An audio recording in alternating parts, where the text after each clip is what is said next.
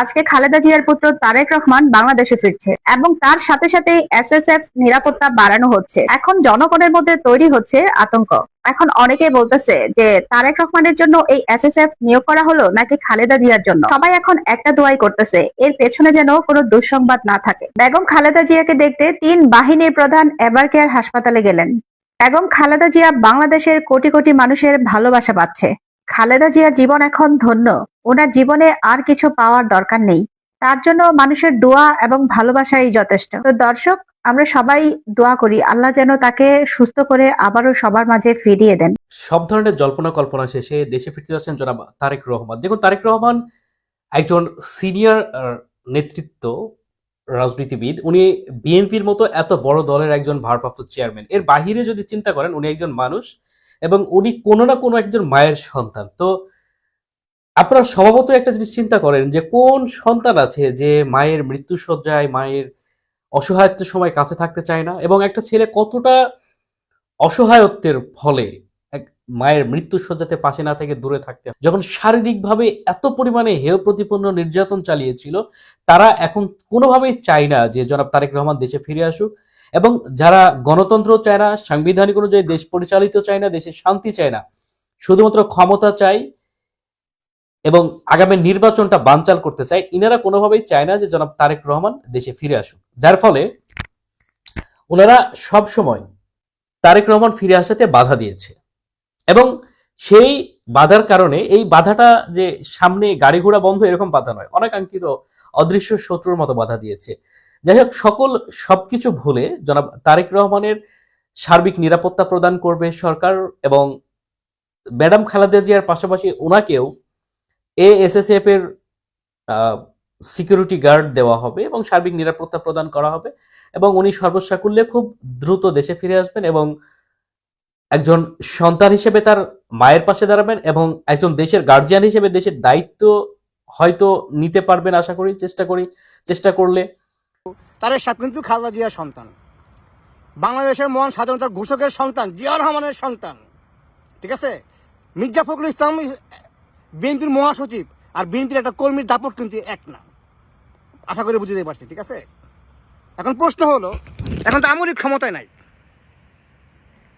Doctor Mohammad Yunus ক্ষমতায়। তা ওনার শাসনামলে তারেক সাহেব যদি পাসপোর্ট নাও যদি থাকে, উনি বাংলাদেশের নাগরিক হিসাবে সামনে নির্বাচন, উনি একজন দলের প্রধান, উনি অ্যাক্টিং চেয়ারম্যান, ভারপ্রাপ্ত সভাপতি, ওনার ভিতরে কি এমন ভয় ঢুকলো, উনি ওনার মায়ের এই অসুস্থ অবস্থায় দেশে যেতে পারতেছেন না বা যাচ্ছেন না। আসলে উনি কি যেতে চাচ্ছেন না নাকি ওনাকে যেতে দিচ্ছেন না, কোনটা? প্রথমত হয়েছে যেহেতু হাসিনা ক্ষমতা নাই, অতএব বাংলাদেশের এমন কোনো বাপের পুত নাই, এমন কোনো বুকের পাটা জন্ম হয় নাই যে তারেক জিয়ার ক্ষতি করে বাংলাদেশের ভিতরে। যদি উনি যেতে চান, তাহলে আমার প্রশ্ন, উনি কেন যেতে চাচ্ছেন না? তাহলে অবশ্যই ওনার নেতাকর্মীদের ভিতরে কোনো ঘাটতি আছে, যাদেরকে উনি বিশ্বাস করে এতদিন নেতৃত্বে রাখছিলেন, যারা তার মাকে জেলখানায় বন্দি রাখছিল, যারা আন্দোলনের আগে জেলখানায় ঢুকতো স্বইচ্ছায় আর বলতো আমাকে গ্রেপ্তার করছে, পুলিশকে ফোন করে বলতো আমাকে গ্রেপ্তার করো, হ্যাঁ, যেন আন্দোলন করতে না হয়, সেই তারা হয়তো তাকে ভয় দেখাচ্ছে। অথবা সে যে সামনে নির্বাচনের সময় কমিটি বাণিজ্য করছে, বা কমিটি বাণিজ্যর 30 কোটি থেকে 300 কোটির মতো টাকা নিছে, হয়তো অনেকটা নমিনেশন দিছে বা অনেকটা নমিনেশন দেয় নাই, তাই না? যাদের নমিনেশন দেয় নাই তারা হয়তো আওয়ামী লীগের কেউ ছিল বা আওয়ামী লীগের কেউ আছে, তারা হয়তো গুম করবে, তাকে খুন করবে, ভয় দেখাচ্ছে। অথবা ভারতীয় রয় তাকে ভয় দেখাচ্ছে, হাসিনার ফাঁসি যদি হয়ে যায়, তুমি যদি না ঠেকাও, এবার কথা না বলো, ঠিক আছে, তো তোমরা আমরা গুম করবো। এখন আমার প্রশ্ন হলো, জিয়ার রহমানের সন্তান তারেক জিয়ার রহমান পাকিস্তান আর্মির চেইন অফ কমান্ড ভঙ্গ করে পাকিস্তানের বিরুদ্ধে আই রিভল্ট এবং উই রিভল্ট বলে এই বাংলাদেশের মুখ থেকে এই মানুষকে স্বপ্ন দেখে রণাঙ্গনের থেকে যুদ্ধ করেছিলেন। তার সন্তান সে তারেক জিয়া। আমি কিন্তু তারেক জিয়া না, কিন্তু তার লেভেলের কিন্তু আমি না, আপনি না, বুঝতে পারছি? হ্যাঁ, আমি নাম বিএনপির বহিষ্কারপ্রাপ্ত নেতা, কারণ আমি বিএনপির জন্য কথা বলতাম। আর যারা দালালি করছে, আওয়ামী লীগের জাপানের আওয়ামী লীগের নেতারা আসলে, হাসিনা আসলে রাতের অন্ধকারে মিটিং করছে, এরা হচ্ছে জাপানের বিএনপি নেতা, এটা তারেক সাহেব নিজে বানাইছে। এখন নিজের পায়ে যদি নিজেকে কুড়াল মারে, মানে চামচারে দালাল রে পজিশনে বসাইয়া দলের জন্য বাণিজ্য করে, তো তারা তো এমনি ঠকাইবো না? এটা আমার প্রশ্ন। এখন আমি কিন্তু বিএনপি করি না, মানে আমি বিএনপি করি, জিয়াউর রহমানের বিএনপি করি, ঠিক আছে? মানে আমি বিএনপির কোনো নেতা না আর কি, আমি বিএনপির একজন সমর্থক আর কি। তো এখন আমার এই প্রশ্নগুলো আসে আর কি, ঠিক আছে? তারেক সাহেব, আপনি 17-18 বছরে বুঝতে পারলেন না আপনার দলের ভিতরে দালাল কারা?